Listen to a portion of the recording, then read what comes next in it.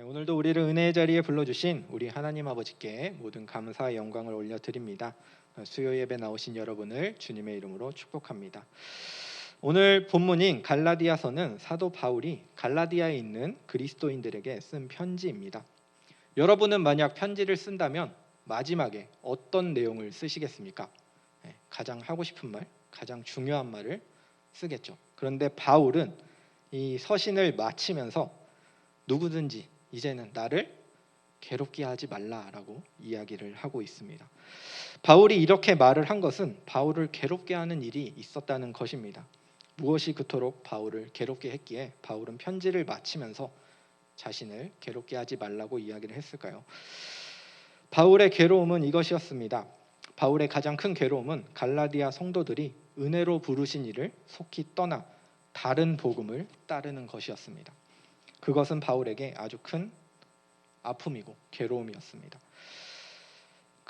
그래서 바울은 갈라디아 교회를 미혹하던 율법주의자들의 가르침을 반박하고 구원은 오직 믿음으로 말미암아 이루어짐을 확신시키기 위해 본 서신을 기록하고 갈라디아 교회에 편지하였습니다. 바울은 갈라디아서에서 굉장히 강경한 어조로 말을 합니다. 바울은 자신이 사도가 된 것은 당시 일부 갈라디아 교회 성도들의 이야기처럼 인위적인 것이 아니라 하나님께서 그리스도를 부활케 하신 그리고 그리스도께서 바울을 사도로 부르신 것임을 밝히고 있습니다. 당시 갈라디아 교회에 침투한 율법주의자들은 거짓된 가르침으로 갈라디아 교회를 혼란케 하고 또한 사도 바울의 사도권을 의심케 하였습니다. 복음을 저버리고 율법을 행함으로 구원에 이르라고 그들에게 말을 하였습니다. 그러할 때 갈라디아 성도들은 그들 가운데 있는 복음을 통해 그들을 물리친 것이 아니라 그들의 말을 듣고 옛 삶으로 돌아가 예수 그리스도의 복음과 바울의 선교 사역을 헛되게 하였습니다. 그것은 바울에게 있어서 큰 괴로움이었습니다. 오늘 본문에 나타난 괴롭게로 번역된 이 단어는 베다, 자르다, 꺾다의 의미를 가지고 있습니다. 바울 자신이 살을 베이고 뼈를 꺾는 듯한 심한 고통을 겪고 있음을 이 단어를 통해 표현하고 있는 것입니다. 또한 바울 자신이 또 여기서 말한 흔적이라고 번역된 이제 헬라어로는 스티그마타라고 하는데 잘린 자국을 의미하는 스티그마의 복수형입니다. 신약 성경에서는 딱 여기에서만 사용되는 단어입니다. 그런데 이 당시에 바울 당시에 있던 헬라 문헌들에 보면은 이 단어가 노예나 종, 가축, 짐승에 자신의 소유권을 표시하기 위해서 낙인을 찍거나 문신을 하거나 표식을 하는 단어로 사용이 되었습니다. 본문에서 바울이 이러한 단어를 사용한 이유는 자신의 몸에 있는 뚜렷한 흔적 때문이라고 생각이 되어집니다. 실제로 바울은 복음을 전하고 많은 사역을 하다가 몸에 많은 상처를 가졌었습니다. 바울은 수많은 역경과 환난을 겪으며 예수 그리스도의 복음을 위해 사역해 나갔습니다. 이는 바울이 거짓된 교사들과 달리 복음으로 인해 고난을 피하지 않았고 진실한 사도가 되었음을 나타내는 좋은 증거가 되었습니다.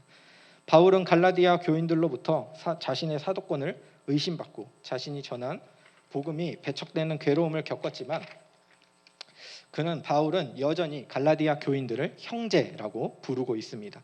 이러한 호칭은 본서에서 9번 정도 등장을 합니다. 그러니까 자신이 전한 복음을 저버리고 자신을 사도라고 인정하지도 않는 자들을 바울은 여전히 형제라고 부르고 있는 것입니다. 바울이 그들을 향해 얼마나 큰 애정을 가지고 또한 그들과의 영적 관계를 회복하고 싶어 하는지를 보여주는 표현인 것입니다. 바울은 무엇보다 갈라디아 성도들이 예수 그리스도의 복음을 통해 바로 세워지기를 그리고 다시 한번 그들의 믿음이 회복되기를 간절히 바라고 있었습니다. 그들에 대한 각별한 사랑을 가지고 오직 그들을 회복시키기를 원했습니다. 그 이유는 바울이 이 갈라디아 교회에 복음을 전하고 이 교회를 세웠기 때문입니다. 오늘 본문은 아닌데 12절, 13절에 보면 이 갈라디아 지역에 들어온 유대 율법자들의 목적이 분명하게 나타나 있습니다. 제가 이제 요청은 안 해서 없는데 우리 바로 위에 있으니까 같이 한번 읽어봤으면 좋겠습니다. 12절, 13절 말씀입니다. 함께 읽겠습니다. 무릇 육체의 모양을 내려 하는 자들이 억지로 너희에게 할례를 받게 하려 함은 그들이 그리스도의 십자가로 말미암아 박해를 면하려 함뿐이라. 할례를 받은 그들이라도 스스로 율법은 지키지 아니하고 너희에게 할례를 받게 하려 하는 것은 그들이 너희의 육체로 자랑하려 함이라. 바울은 이제 두 가지 이유를 지적을 하고 있습니다. 첫째는 박해를 면하게 하기 위해서라고 이야기를 하고 있고요. 두 번째는 너희의 육체로 자랑을 하기 위해서라고 이야기를 하고 있습니다. 거짓 교사들이 갈라디아 교인들로 하여금 할례를 받도록 강요하는 것은 과격한 유대인들로부터 가해질 핍박을 그리고 박해를 면하기 위해서라고 고백을 합니다. 그러한 핍박은 그리스도의 십자가로 인한 것이었습니다. 즉 메시아가 십자가에 못 박혀 죽었다는 기독교의 메시지는 유대인들에게 있어서는 심한 걸림돌이었습니다. 그들에게 있어서 십자가는 패배와 수치의 상징이었고 하나님의 저주의 심판이었습니다. 따라서 메시아가 십자가에 못 박혀 죽었다는 기독교의 메시지는 하나님을 모독하는 것이며 유대교의 존엄과 기본적인 입장을 무너뜨리는 것이었습니다. 이러한 이유로 유대인들은 이방 그리스도인들을 핍박하였고 또한 그들과 교제하는 유대주의적 그리스도인들에게도 핍박을 가했습니다. 거짓 교사들은 갈라디아 교인들을 선동하여 이 핍박을 면하고자 하였습니다. 그러기 위해서 그들이 가장 먼저 택한 방법은 바울이 전한 복음을 부정하는 것이었습니다. 예수를 믿어라. 그들이 전한 복음입니다. 예수를 믿어라. 그리고 하나님께 순종해라. 그러면 구원을 받을 것이다. 그들이 말함에 대한 순종은 하나님께 대한 순종은 율법을 준수하고 할례를 행하는 것이었습니다. 바울이 전한 복음은 이것이었습니다. 주 예수를 믿으라. 그리하면 너와 내 집이 구원을 얻으리라. 비슷해 보이지만 분명한 차이가 있습니다. 앞서 말한 것은 그들이 하나님께 순종하고 하나님의 율법을 행하면 구원을 받는다는 것이었습니다. 바울이 전한 복음은 오직 우리가 예수님을 믿음으로 구원에 이를 수 있다라는 것이었습니다. 거짓 교사들은 갈라디아 교인들로 하여금 할례를 받게 하였고 그 할례를 받은 숫자만큼 그들의 자랑이 되었습니다. 내가 이 교회에 들어가서 바울의 복음을 흐트러뜨리고 이 교회 사람들로 하여금 할례를 받게 했다. 나는 이러한 일들을 했다라는 것이 그들의 자랑이 되었습니다. 이것을 통해 자신의 업적을 자랑할 수 있었고 앞으로 가해질 핍박에 대해서도 좋은 변명거리가 되었습니다. 바울의 복음에서 돌이키게 한 사역자로서 자신의 이름을 높이기 시작한 것입니다. 자신으로 인해 몇 명이 할례를 받았는지 이것이 굉장히 그들에게는 중요한 일이었습니다. 이것은 예수님의 십자가를 헛되게 한 사역이었습니다. 그리고 이러한 복음을 부정하기 위해 가장 좋은 방법은 바울의 사도권을 부정하는 것이었습니다. 바울은 사도가 아니다. 예수님의 제자가 아니지 아니었냐. 제 다메섹 가다가 헷가닥 해가지고 이상한 헛소리 하는 애다라고 이렇게 바울을 모욕을 하면서 그를 부정한 것입니다. 그리스도의 십자가는 죄와 죽음에 종된 인간의 잔악성과 부패를 적나라하게 드러내며 인간의 절망적인 상태와 완전한 파멸을 보여줍니다. 십자가는 인간의 모든 교만함과 잔악함을 완전히 폭로합니다. 그렇기 때문에 십자가는 자기 자신을 사랑하고 자기 자신을 자랑하는 이들에게는 거리끼는 것이고 미련한 것이었습니다. 반면 자신의 무가치함을 알고 자신을 무가치함을 인정하고 십자가를 붙드는 자들에게는 십자가는 하나님의 능력이며 하나님의 지혜였습니다. 거짓 교사들의 자랑과 달리 그리스도와 함께 십자가에 못 박힘으로써 자신의 죽음을 선언한 바울에게 있어서 유일한 자랑은 예수 그리스도의 십자가였습니다. 바울은 자랑할 것이 참 많은 사람이었습니다. 능력도 많았고요. 정말 많은 사역도 했고 수많은 교회도 세웠습니다. 그가 가진 능력과 이룬 업적은 어마어마한 것이었습니다. 그러나 바울은 오직 예수 그리스도의 십자가만이 자신의 자랑이고 전부라고 고백을 합니다. 우리 14절 말씀 같이 한번 읽어봤으면 좋겠습니다. 14절 말씀입니다. 그러나 내게는 우리 주 예수 그리스도의 십자가 외에 결코 자랑할 것이 없으니 그리스도로 말미암아 세상이 나를 대하여 십자가에 못 박히고 내가 또한 세상에 그러하니라. 아멘. 바울은 자신의 몸에 지닌 예수의 흔적을 통해 예수님의 십자가와 복음을 증거했습니다. 거짓 교사들은 자신을 자신들을 자랑하기 위해 갈라디아 성도들에게 상처를 냈습니다. 할례란 몸에 상처를 내는 것을 이야기를 합니다. 그러나 바울은 그 교회를 세우기 위해 자신의 몸에 상처를 냈습니다. 그리고 바울은 갈라디아 성도들에게 종의 몽해를 벗어버리고 그들에게 자유를 주었는데 갈라디아 교인들은 거짓 교사들에게 속아 종의 몽해를 다시 매는 행동을 하고 있는 것입니다. 누가 교회를 사랑하는 자일까요? 바로 바울이었습니다. 바울은 이러한 희생을 통해 갈라디아 교회를 세웠고 그들에게 복음을 가르쳤으며 지금도 사역을 계속하고 있었습니다. 그런데 그렇게 사랑으로 세웠던 교회가 지금 그 복음을 버리고 다시 옛 모습으로 돌아가는 것이 바울에게는 큰 괴로움이었습니다. 바울은 그럼에도 불구하고 그들을 다시 돌이키기 원했고 그들에게 예수의 흔적을 이야기하며 다시 주님의 복음으로 돌아올 것을 이야기하였습니다.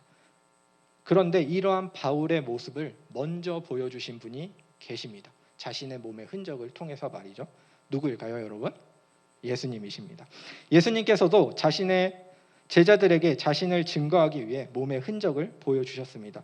요한복음 20장 20절에서 예수님이 이 말씀을 하시고 손과 옆구리를 보이시니 제자들이 주를 보고 기뻐하니라라고 이야기를 하고 있습니다. 그리고 그 자리에 없었던 도마에게는 그리고 뒤에 나오는 27절에 이렇게 이야기를 합니다. 도마에게 이르시되 내 손가락을 이리로 내밀어 내 손을 보고 내 손을 내밀어 내 옆구리에 넣어보라. 그리하여 믿음 없는 자가 되지 말고 믿는 자가 되라라고 이야기를 합니다. 예수님께서는 자신의 부활을 믿지 못하고 두려워하는 제자들에게 자신의 몸의 흔적을 보여주며 그들에게 당신이 살아나셨음을 증거하셨고 제자들에게 다시 용기와 사명을 주셨습니다. 지친 제자들을 위로하시고 회복시키시고 위대한 복음의 사명을 다시 맡겨주셨습니다.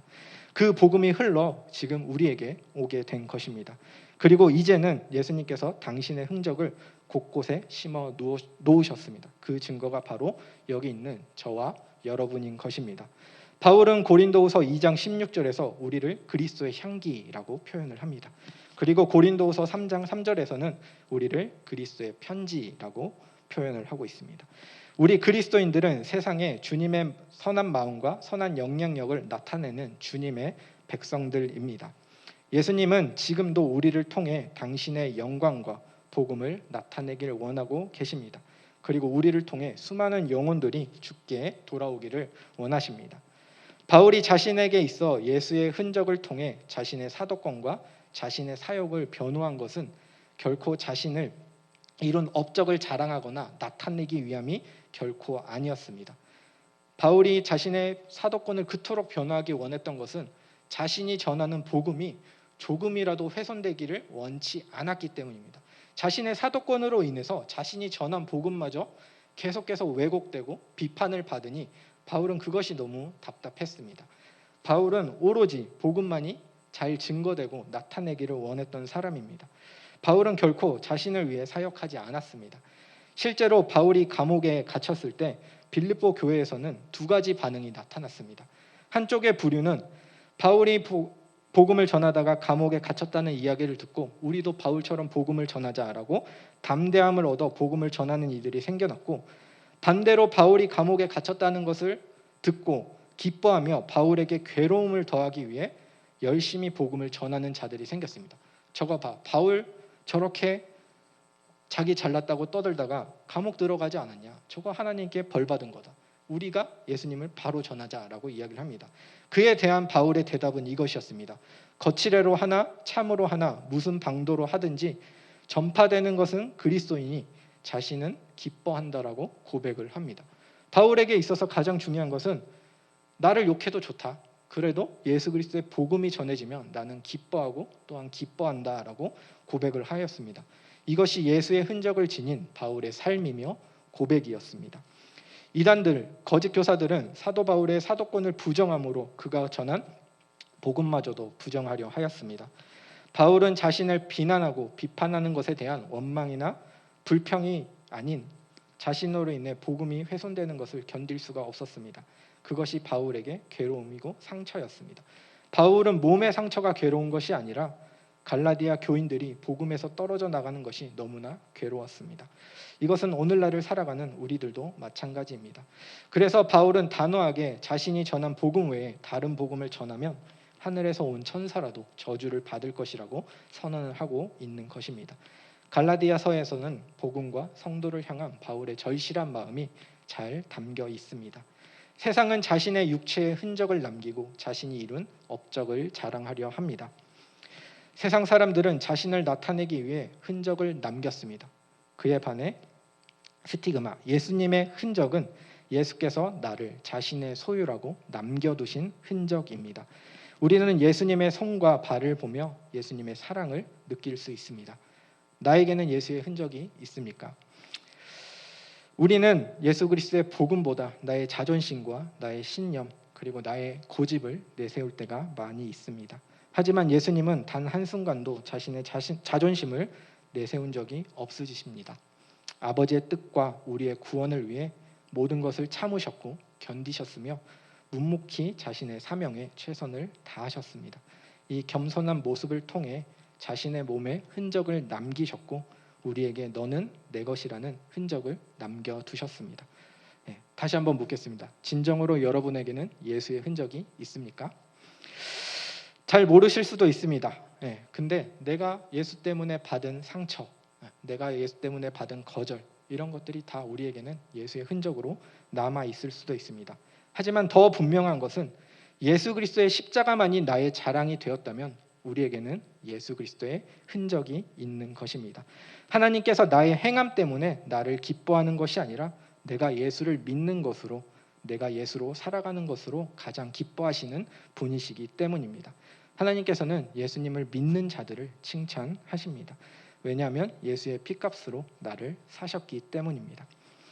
혹시 십자가만이 나의 자랑이 아니라면 우리는 예수를 붙들어야 합니다.